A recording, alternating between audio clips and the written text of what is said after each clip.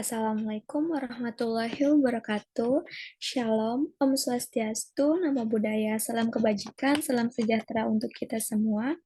Puji syukur atas kehadirat Tuhan Yang Maha Esa, atas berkat dan rahmat-Nya, sehingga kita masih bisa melakukan presentasi pada kali ini. Yang terhormat kepada Ibu Dedeh Kartini SPD MPD selaku dosen pengampu mata kuliah Pendidikan Kewarganegaraan. Terima kasih atas waktu dan kesempatan yang telah diberikan kepada kelompok kami untuk melakukan presentasi pada kali ini. Sebelumnya, izin memperkenalkan diri. Perkenalkan, nama saya Davina Syafanisa Hermansyah, selaku moderator dan pemateri kedua bersama dengan rekan saya. Perkenalkan, nama saya Kaila Sumarna. Selaku pemateri kedua yang akan memaparkan materi dalam beberapa menit ke depan. Adapun tema yang akan kami bawakan pada kali ini yaitu mengenai perbatasan Indonesia dan tetangga satu tarakan peta dengan judul Perbatasan Kepulauan Natuna dengan Laut Cina Selatan. Next.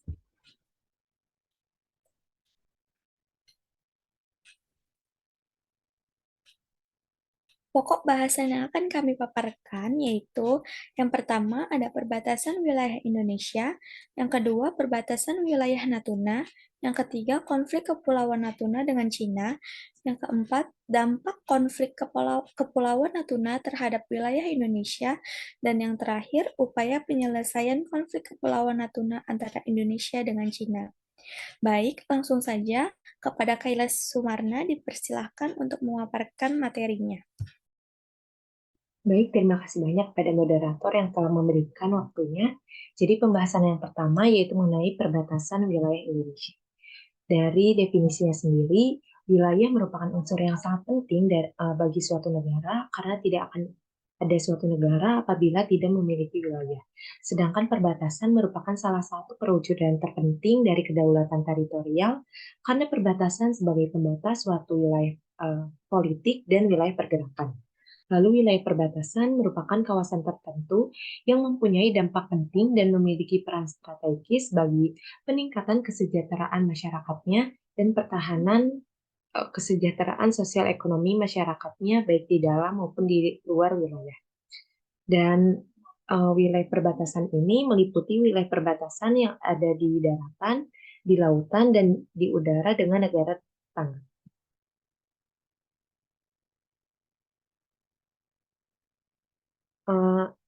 Indonesia merupakan negara kepulauan terbesar di dunia yang secara geografis terletak pada posisi strategis, yaitu terletak di antara dua benua, benua Asia dan benua Australia, serta dua samudra, Samudra Hindia dan Pasifik. Di kawasan perbatasan darat Indonesia berbatasan dengan tiga negara, yaitu Malaysia, Papua Nugini, dan Timor Leste.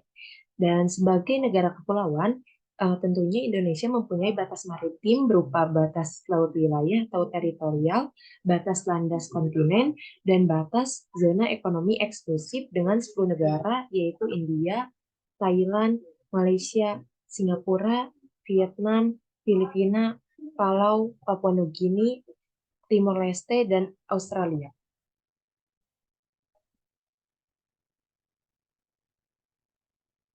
Pada kawasan perbatasan laut pada umumnya berupa pulau-pulau terluar yang jumlahnya 92 pulau, termasuk pulau-pulau kecil.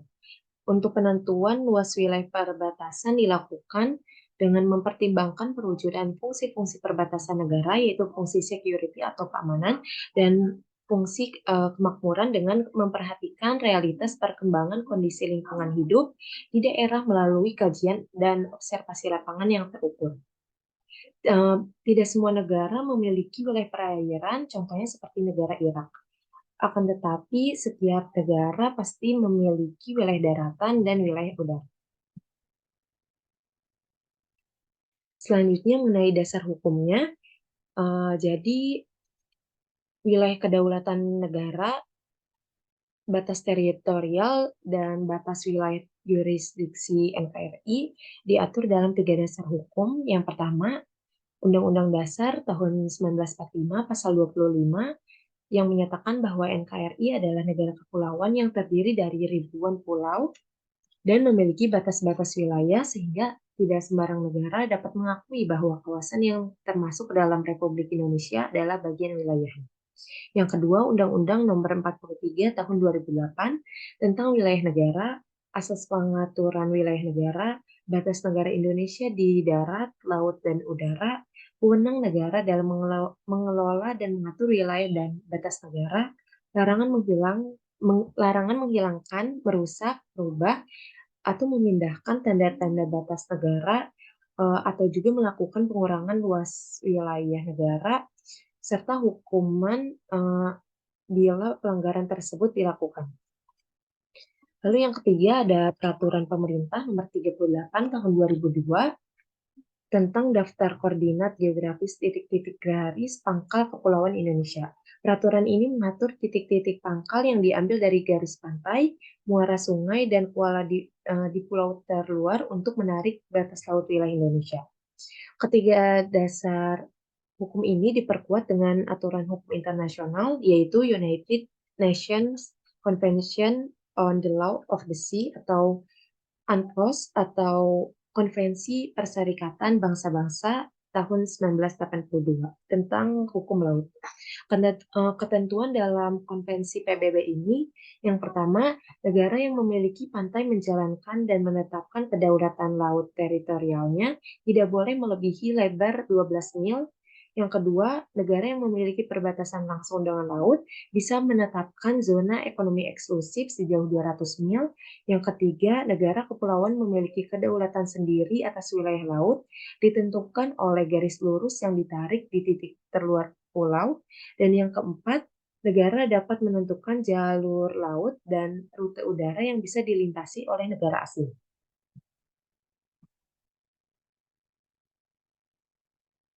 Selanjutnya, permasalahan yang biasa terjadi di wilayah perbatasan. Jadi, perbatasan Indonesia dengan masing-masing negara-negara tetangga, baik kawasan perbatasan laut maupun kawasan perbatasan darat, mempunyai permasalahannya sendiri karena masing-masing kawasan memiliki sifat dan karakteristik tersendiri. Permasalahan-permasalahan yang terjadi di kawasan perbatasan dipengaruhi oleh faktor-faktor yang berbeda. Contohnya seperti faktor geografis, ketersediaan sumber daya alam, sumber daya manusia, kondisi sosial, ekonomi, budaya, politik, serta tingkat kesejahteraan masyarakat. Di samping itu, adanya paradigma kawasan perbatasan sebagai halaman belakang wilayah NKRI di masa lampau telah membawa implikasi terhadap kesenjangan pembangunan di kawasan perbatasan laut maupun di darat dibandingkan dengan negara perbatasan negara tetangga. Nah, permasalahan yang sering terjadi ini yang pertama mengenai masalah keamanannya. Jadi, wilayah perbatasan sering menjadi titik fokus kegiatan ilegal seperti penyelundupan manusia, narkotika, senjata, atau barang-barang terlarang lainnya. Kelompok bersenjata seperti teroris atau kelompok kriminal biasanya memanfaatkan wilayah perbatasan sebagai tempat perlindungan atau untuk melancarkan serangan. Yang kedua, sengketa wilayah perbatasan. Sengketa wilayah adalah permasalahan yang sering terjadi di perbatasan antara dua negara, dan sengketa ini dapat muncul karena ketidaksepakatan atau klaim yang tumpang tindih terkait kepemilikan atau kedaulatan suatu wilayah. Perselisihan perbatasan dapat timbul akibat faktor sejarah, budaya, politik, dan ekonomi. Beberapa wilayah perbatasan Indonesia masih menjadi sengketa dengan negara tetangga, contohnya sengketa perbatasan di Laut Cina Selatan dengan Tiongkok yang melibatkan klaim atas Kepulauan Natuna dan Kepulauan Riau. Sengketa semacam ini dapat menimbulkan ketegangan politik dan keamanan antara negara-negara yang terlibat. Yang ketiga, ketimpangan pembangunan. Wilayah perbatasan seringkali menghadapi keterbatasan akses terhadap infrastruktur dasar seperti jalan, air bersih, listrik, pendidikan, dan layanan kesehatan. Kondisi ini dapat menghambat pembangunan wilayah perbatasan dan meningkatkan kesenjangan antara perbatasan dengan daerah lain. Yang keempat, perpindahan penduduk. Wilayah perbatasan Indonesia sering mengalami perpindahan penduduk yang tidak terkendali. Penduduk dari daerah pedalaman sering bermigrasi ke wilayah perbatasan dalam mencari penghidupan yang lebih baik, yang dapat menyebabkan ketegangan sosial dan masalah kepadatan penduduk. Yang kelima, pertikaian suku dan etnis. Di beberapa perbatasan terdapat keberagaman etnis dan suku yang dapat menyebabkan konflik atau ketegangan antara kelompok-kelompok tersebut, dan persaingan atas sumber daya alam, perbedaan budaya, atau sejarah konflik dapat memperburuk situasi di wilayah perbatasan. Perlu dicatat juga bahwa setiap wilayah perbatasan memiliki konteks uniknya sendiri, sehingga permasalahan yang terjadi dapat berbeda-beda. Permasalahan di wilayah perbatasan biasanya melibatkan kerjasama antara negara atau wilayah terkait, serta upaya untuk meningkatkan pengawasan, pembangunan infrastruktur, keamanan, dan kerjasama lintas batas.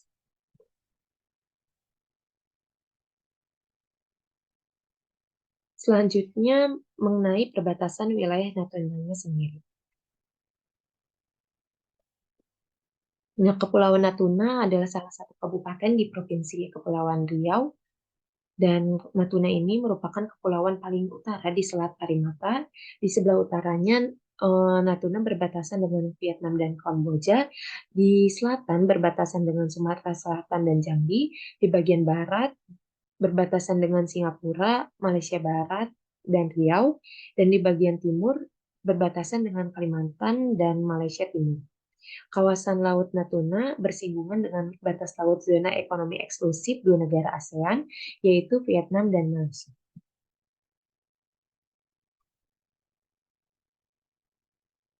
Kepulauan Natuna ini berada di tengah Laut Cina Selatan, yang di mana hal tersebut menjadi sumber konflik antara kedaulatan Indonesia dengan Republik Rakyat Cina. Salah satu masalah penting dari klaim Cina adalah garis demarkasi. Garis tersebut tidak kontinu dan tidak ada peta yang bisa menunjukkan seperti apa bentuknya apabila dibuat menyambung, karena tidak pernah ada penjelasan dari pihak Cina-nya. Maka tidak ada yang tahu arti dan tujuan sebenarnya pembuatan garis tersebut dalam konteks strategi. Selanjutnya, konflik Kepulauan Natuna dengan Cina. Yang pertama, mengenai klaim wilayah. Indonesia memiliki kedaulatan atas Kepulauan Natuna berdasarkan hukum internasional, termasuk Konvensi PBB tentang hukum laut. Namun Tiongkok mengklaim sebagian besar Laut Cina Selatan, termasuk wilayah di sekitar Natuna, dengan mengacu pada klaim 9 garis putus-putus yang tidak diakui oleh sebagian besar negara di dunia. Yang kedua, mengenai sumber daya alamnya. Laut Natuna diketahui kaya akan sumber daya alam, terutama gas alamnya. Keberadaan sumber daya alam ini menimbulkan ketegangan antara Indonesia dan Cina, karena Cina juga mengklaim hak atas sumber daya alam di wilayah tersebut. Konflik terkait eksploitasi sumber daya alam muncul dalam bentuk penangkapan ikan ilegal, pengeboran minyak dan gas yang saling tumpang tindih, serta ancaman terhadap kedaulatan dan keamanan Indonesia. Yang ketiga, ketegangan geopolitik. Jadi, konflik di Natuna terkait dengan ketegangan geopolitik di kawasan Laut Cina Selatan ini. Natuna berada di perbatasan zona ekonomi eksklusif Indonesia dan zona ekonomi eksklusif Cina yang tumpang tindih. Aktivitas militer Cina, termasuk kapal perang dan kapal penjelajah, kadang masuk ke wilayah perairan Natuna. Hal ini meningkatkan ketegangan antara Indonesia dan Cina serta mengancam stabilitas keamanan di kawasan tersebut. Kita beralih ke informasi terkait konflik. Selanjutnya, mengenai studi kasus dari perbatasan wilayah Natuna ini bisa dilihat dari video tersebut. Kita beralih ke informasi terkait konflik di perairan Natuna. Ya, hingga kini Tiongkok masih mengklaim zona ekonomi eksklusif Indonesia di perairan Natuna sebagai wilayah nelayan tradisional mereka. Jadi pemerintah didesak harus menerapkan strategi kehadiran di laut untuk menjamin kedaulatan di perairan. Untuk kesekian kalinya terjadi ketegangan antara kapal pemerintah Indonesia dan Tiongkok di perairan Pulau Natuna. Jumat pekan lalu, TNI Angkatan Laut bahkan sempat melepaskan tembakan peringatan kepada kapal pencuri ikan berbendera Tiongkok. Dalam proses penangkapan dan pengamanannya, TNI Angkatan Laut sempat diprovokasi kapal penjaga pantai Tiongkok yang berupaya menyebarkan kapal nelayan itu. Tindakan tegas TNI Angkatan Laut mengundang protes pemerintah Tiongkok. Tapi protes itu kemudian dijawab Presiden Joko Widodo dengan mengunjungi Pulau Natuna dan menggelar rapat di kapal perang KRI Mamponjo yang menembak kapal ikan Tiongkok itu. Ya, perintahnya adalah kita tetap harus melaksanakan pengamanan di sana. Dan beliau sangat setuju untuk kita menambah atau membangun pangkalan di sana. Pulau Natuna terletak di ujung utara negara Kesatuan Republik Indonesia. Zona ekonomi eksklusif Indonesia dari Pulau Natuna membentang hingga ke perbatasan Tiongkok. Wilayah ini juga diklaim oleh Tiongkok sebagai daerah nelayan tradisional atau traditional fishing zone. Namun klaim itu tidak diakui oleh negara manapun. Perairan Natuna memang kaya sumber daya ekonomi. Di Natuna terdapat sedikitnya 16 blok migas. 5 diantaranya sudah berproduksi dan 11 lainnya dalam tahap eksplorasi. Sementara potensi perikanan di perairan Natuna mencapai lebih dari 0,5 juta ton per tahun atau sekitar 21% dari total tangkapan di seluruh perairan Indonesia. Tidak mengherankan jika Tiongkok mengincar perairan Natuna. Untuk memulihkan trennya, Tiongkok mengerahkan kapal-kapal nelayan yang didampingi kapal penjaga pantai. Hal ini merupakan bagian dari strategi laut, yaitu kehadiran di lautan yang nantinya bisa memperkuat klaim. Strategi yang sama seharusnya dilakukan Indonesia. Mengirimkan kapal perang saja tidak cukup. Indonesia perlu mengerahkan nelayan juga agar ada kehadiran penuh selama 24 jam setiap hari. Kunjungan Presiden Joko Widodo ke perairan Natuna memang menegaskan bahwa kedaulatan Indonesia di perairan tersebut tidak bisa ditawar lagi. Namun, selain kunjungan, juga perlu ditindaklanjuti dengan kehadiran kapal perang serta kapal nelayan kita di perairan tersebut selama 24 jam terus-menerus untuk menjamin bahwa Indonesia berdaulat di perairan Natuna. Iwan Hermawan, Jakarta. Nah, tadi merupakan studi kasus dari konflik Kepulauan Natuna itu, dan pembahasan selanjutnya saya kembalikan kepada moderator. Baik, terima kasih Kayla Sumarna atas pemaparan materi yang sangat baik. Untuk materi selanjutnya akan dibawakan oleh saya sendiri mengenai dampak konflik Natuna terhadap wilayah Indonesia. Boleh next.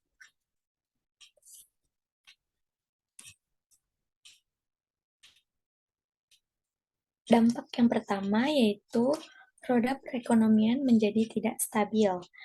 Roda perekonomian menjadi tidak stabil seiring berlangsungnya konflik yang terjadi. Tidak hanya negara yang terlibat konflik, tetapi juga berdampak pada negara-negara tetangga. Jika ekonomi tidak stabil, maka sudah tentu negara tidak akan berjalan sempurna, karena ekonomi merupakan suatu hal yang menyebabkan sebuah negara berjalan sepenuhnya. Kestabilan negara pun akan terganggu dan akan mengalami kerugian. Kemudian dampak yang kedua yaitu menyebabkan perpecahan negara. Perpecahan dunia timbul karena memiliki pandangan atau suatu masalah yang bersifat regional, serta berbeda di setiap wilayah. Oleh sebab itu, setiap negara harus terus menerapkan perdamaian supaya kedepannya tidak bisa memicu adanya konflik lagi. Dampak yang ketiga yaitu merugikan negara dalam bidang politik. Dapat menciptakan lingkungan hubungan yang bersifat politik keras hingga kemungkinan tidak akan mampu menerima evolusi perdamaian yang diharapkan setiap negara. Dan secara tidak sengaja akan mendorong serta meningkatkan bentuk-bentuk berbagai militer persekutuan, meningkatnya tingkat sengketa antar negara sehingga menyebabkan peperangan antar negara. Kemudian dampak yang terakhir yaitu menimbulkan masalah terhadap hubungan sosial. Seperti yang diketahui, adanya hubungan sosial sudah tentu dapat membangun suatu jalinan kerjasama antar negara. Sebagaimana Indonesia dengan Cina, apabila hubungan sosial ini tidak ada, maka akan timbul masalah seperti dikucilkan dari kumpulan negara-negara, tidak mampu memenuhi sumber daya alam, kurangnya komunikasi dan informasi, serta berdampak pada kerugian material dan bidang ekspor impor. Next.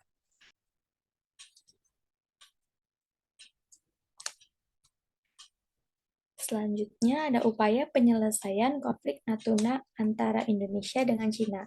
Apa saja sih? Yang pertama ada diplomasi.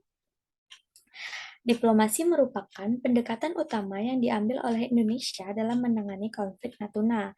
Pemerintah Indonesia terus melakukan dialog dan negosiasi dengan pemerintah Cina untuk mencari solusi yang saling menguntungkan dan menghormati kedaulatan masing-masing negara. Kemudian, upaya yang kedua yaitu peningkatan keamanan dan pertahanan. Indonesia telah meningkatkan hal tersebut dengan menerjunkan kapal perang Tentara Nasional Indonesia dan pesawat di wilayah tersebut untuk memperkuat pertahanan dan melindungi kepentingan nasional. Kemudian upaya yang ketiga yaitu penegakan hukum dan patroli maritim. Dengan melakukan patroli rutin pada penjaga pantai dan kapal patroli Indonesia untuk melindungi perairan Natuna dan menanggapi aktivitas yang melanggar hukum. Kemudian yang keempat yaitu diplomasi regional dan internasional. Indonesia telah melibatkan negara-negara tetangga dan organisasi regional seperti ASEAN dalam menangani konflik Natuna. Dalam forum ASEAN, Indonesia secara konsisten membawa isu Natuna ke meja perundingan dan memperoleh dukungan dari negara-negara anggota untuk mempertahankan kedaulatan wilayah tersebut. Kemudian yang kelima yaitu diplomasi publik dengan cara pemerintah Indonesia secara terbuka membagikan informasi mengenai isu tersebut kepada masyarakat dan menjelaskan pentingnya menjaga kedaulatan dan keamanan nasional di wilayah Natuna. Kemudian upaya yang terakhir yaitu kerjasama ekonomi dan energi. Indonesia terus mengembangkan kerjasama ekonomi dan energi dengan negara lain, termasuk negara-negara di kawasan Natuna. Dengan memperkuat kerjasama tersebut, Indonesia dapat memperkuat posisinya dalam menangani konflik dan meningkatkan kepentingan ekonomi di wilayah tersebut. Next.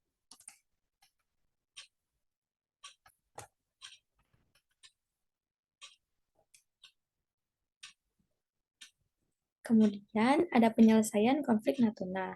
Perpecahan dunia timbul karena memiliki pandangan atau suatu masalah yang bersifat regional serta berbeda di setiap wilayah.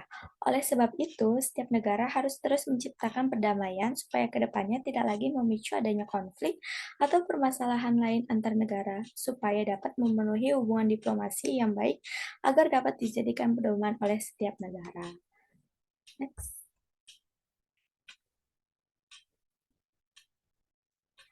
Kemudian di sini ada kesimpulan, izinkan saya untuk membaca kesimpulan dari materi yang telah kami sampaikan, yaitu Indonesia merupakan negara yang menyimpan banyak SDA dan laut yang memiliki potensi untuk menunjang kehidupan bangsa maupun untuk masyarakat di dunia. Sehingga tidak menutup kemungkinan Indonesia terlibat dalam suatu persengketaan yang menyangkut tentang pelanggaran terhadap kawasan laut. Persengketaan yang timbul dikarenakan adanya perbedaan penerapan prinsip tentang penetapan dari batas-batas landas kontinen dengan negara tetangga. Sengketa yang dimaksud adalah sengketa Indonesia dengan Cina di Kepulauan Natuna. Kepulauan Natuna tersebut, negara Indonesia sebenarnya berada pada posisi yang lebih kuat daripada dengan Cina, yang hanya mengandalkan dasar atas peraturan dari Nine Dash Line. Pemerintah Indonesia mendorong penyelesaian sengketa melalui jalur diplomatik seperti dialog bilateral dengan Cina dan penyelesaian berdasarkan hukum internasional seperti Konvensi Perserikatan Bangsa-Bangsa atau PBB tentang hukum laut atau UNCLOS. Sekian pemaparan materi yang bisa disampaikan oleh kelompok kami.